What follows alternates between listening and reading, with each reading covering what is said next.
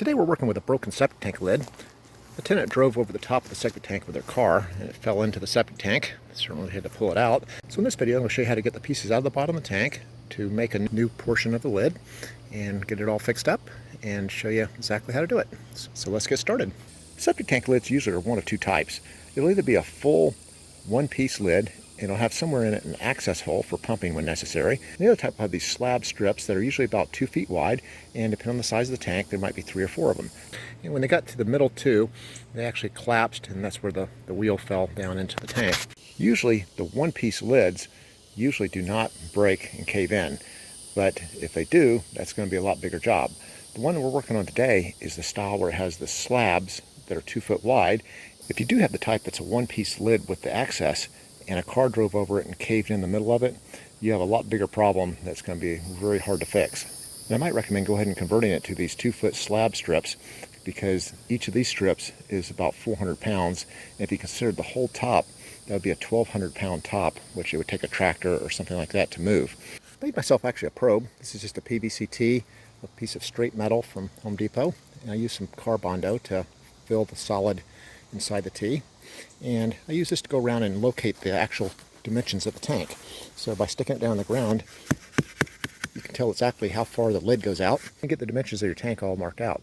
I usually like to spread a tarp out on the grass before I start digging, and that way as we begin to pile up the dirt, once we're done and we pull the dirt back off the tarp, then all the grass will still be in good shape. We'll do as little yard damage as possible. Okay, I've got my shovel. We're going to start digging, and we're going to keep as much of this grass and dirt from falling back into the tank as possible. So what I've done is I've actually dug a trench right behind that row, and I'm going to try and pull this dirt back across into my new trench to keep it from falling back into the tank. Now with this open edge back here behind this, I can actually use my hands and come over and reach over the edge and pull this dirt back away from the tank so we don't lose more dirt into the hole.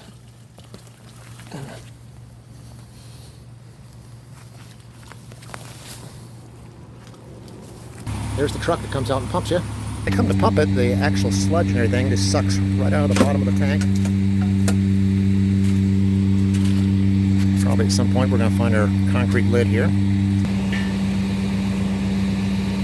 So once you get to the bottom of your tank and it's kind of starting to run dry, what they can do is they can actually pump the water back into it to actually use as a catalyst to get the rest of the solids out of the bottom of the tank. There's kind of a scum layer that goes on the top of the water, and there's a slime scum layer on the bottom of the tank, separated by a division of water. So when they pump it, the goal is to get all of the sludge out of the very bottom and break up all the stuff that's on the top so it'll suck into the pump trough. Okay, we've gotten all the water and solids out, and you can see here's part of the lid that's still down the bottom. I got my big sledgehammer and we're busting it up. When you break it up, it's got a little bit of wire and stuff in it that you have to kind of clip apart. I use my rotary hammer drill, and I've drilled a couple holes in these pieces, and I'm going to put a strap through there and see if I can lift them out of here. Between hoisting and using the sledgehammer to break the pieces up, we were able to get everything out of there.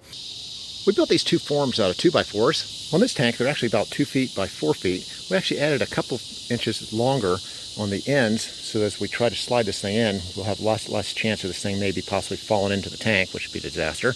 One of the considerations in doing this job is where you're going to set up your form and pour your new slab strips. In this situation, since we had a 4-piece lid, we were actually able to uncover the 2 end slab pieces, and we actually set our form up right on top of those pieces. So all we had to do is just slide the new slabs a couple feet right in position.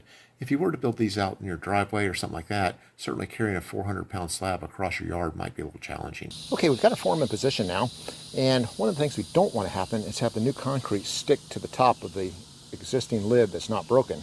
So what we're going to do is we're going to take some plastic, and we'll go ahead and lay it in position, actually going down the face of the inside of the 2x4, and that way when we pour this thing, one is we won't have a lot of cement sneaking out from underneath that form. Number two, we will also make sure we don't end up sticking to the lid that's not broken. We've got all our plastic now pressed down in position, and it comes up on the sides of the interior of the 2x4 frame. And now we're ready to go ahead and pour some concrete and fill this thing in. We're going to use some rebar running up and down, several sticks of that. We'll also put a couple pieces of rebar that'll crisscross. And then on the end, we've actually bent a piece of rebar that went across, up, and down again. So it makes a hoop on both ends that we can attach a hook to be able to slide this thing in position when it's all dry.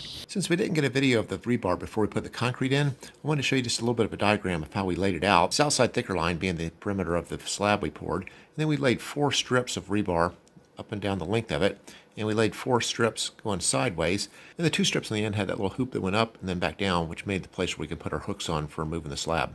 We used 1/2-inch rebar that comes in 10-foot strips. It came from Home Depot. This is what it looks like. And it sells for $6.65 per 10-foot strip. According to the instructions on the concrete bag, it takes 5 days for the concrete to fully cure to get to full strength. So we're going to give this thing about a week before we come back and slide the slabs into position and put the dirt back on top of them. Hey, we'll be back in a little over 60 seconds, and we're going to pause real quick to see if you need any eternal repair. You might say, eternal repair? What's that? Well, hey, consider your whole life. In all your life, have you ever told a lie before? I have, and I'm sure you have too. We all have. Also consider, have you ever stolen something, even no matter how small it was? I'm sure you have, and I have too.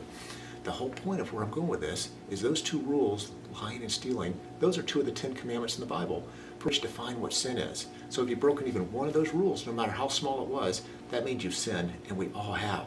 The punishment for sin is going to hell, or eternal separation from God. The good news is Jesus Christ came to this earth. He didn't lie, he didn't steal, he didn't do all these crazy stuff that you and I've done. He was totally without sin. He was sacrificed on the cross for my personal sin and yours. He went to the grave. 3 days later, he defeated death, and now he sits beside the Father in heaven.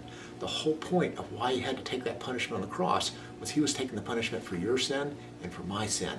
But it can only be accounted to you if through faith you believe in who he was, what he did, you submit to him as your Lord, and you repent. And when you do that, you can have eternal habitation with Jesus and the rest of the saints for eternity in heaven. You might be saying to yourself, hey, I'm a good person. Surely God wouldn't send me to hell for all the nice things I've done for people. But the truth of the matter is the Bible says, by grace you've been saved through faith, and that not of yourselves. It's a gift of God, not of works, lest any man or woman should boast. There is no amount of good work you can do to earn your righteousness before God. Only faith and trust in what Jesus has done for you on the cross. Hey, let's get back to our video, and I'll have a little more information on the eternal portion of this at the end of the video. Next thing we're doing is we're taking the wood frame off of the slab that we made. And this wood frame just pulls right off of here now. Okay, next thing we're going to do is we're going to pull this plastic off of here. We don't want this to come loose inside the tank and possibly plug up the